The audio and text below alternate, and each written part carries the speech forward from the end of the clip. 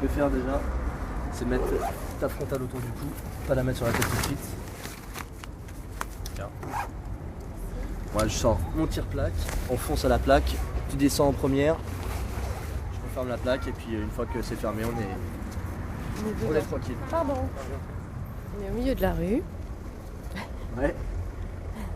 Vas-y. C'est clair. Ouais.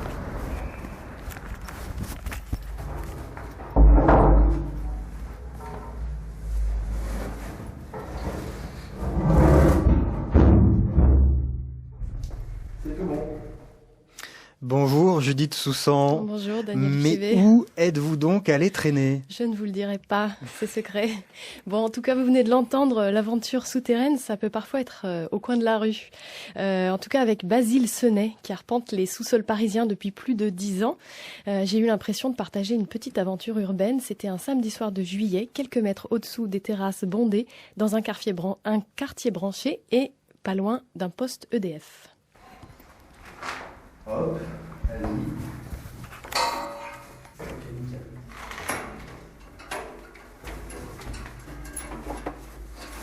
Donc on est sur une espèce de passerelle qui donne sur une autre échelle.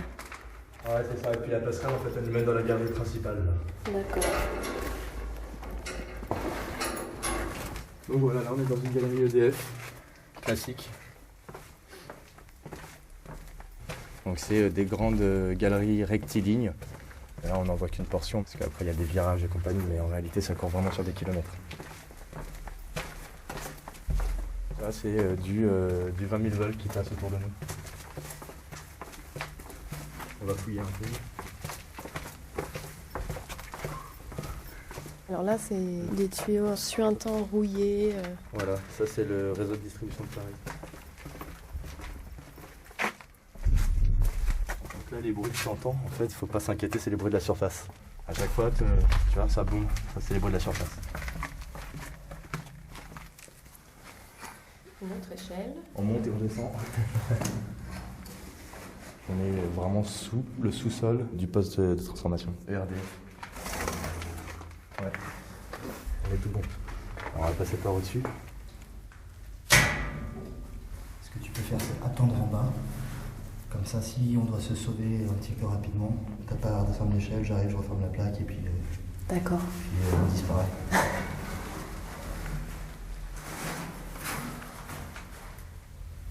Vas-y, tu peux monter. Toutes les lumières sont éteintes et tout.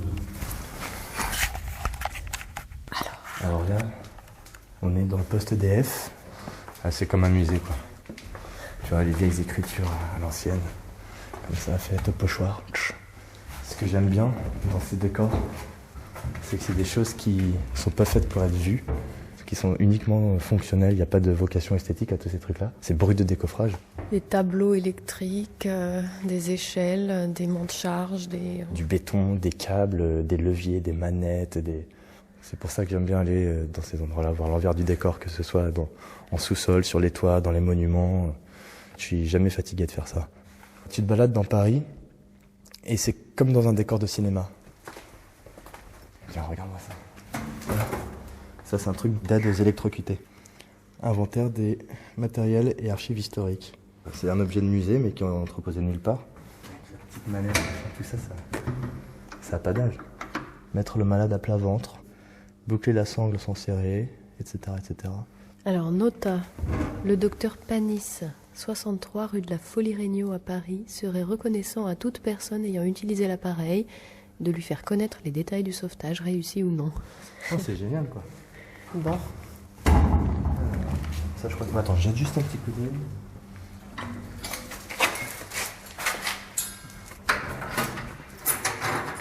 On va y accéder par là. Alors, il y a des escaliers, en fait, sous les plaques en fer. On va descendre.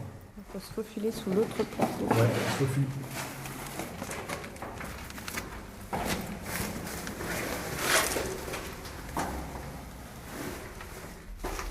Abri, Ouais, c'est là qu'on doit aller. exactement.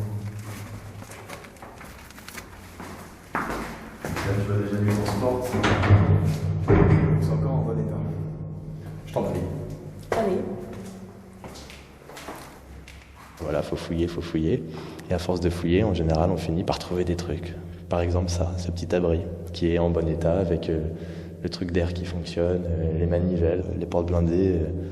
Et du coup, Paris prend un visage complètement différent pour des gens comme vous. On a une ville qui est 5 à 10 fois plus grande que pour les gens qui arpentent la ville que par la surface. Ouais. Et on y a dépensé beaucoup d'énergie, beaucoup de nuits. Bon, on remballe et on y va alors. Yes. Bon, écoute, on va sortir par le central. Tu peux faire.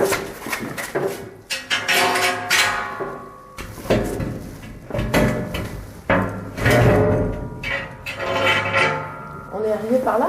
Ouais. J'en ai aucun souvenir. Je serais incapable de retrouver le chemin. Voilà pour ce reportage de Judith Soussan, dont je ne connaissais pas cette dimension aventurière. Moi non plus, à vrai dire, c'est la faute de Basile Senet. Oui, Je voudrais signaler qu'il a publié tout récemment un livre qui s'appelle 20 000 lieux sous Paris, où il raconte ses aventures passionnantes, pas seulement dans des galeries EDF, je vous rassure, aussi dans des catacombes, des carrières. Voilà, c'est bien écrit, c'est aux éditions du Trésor et c'est assez passionnant. Merci Judith Soussan.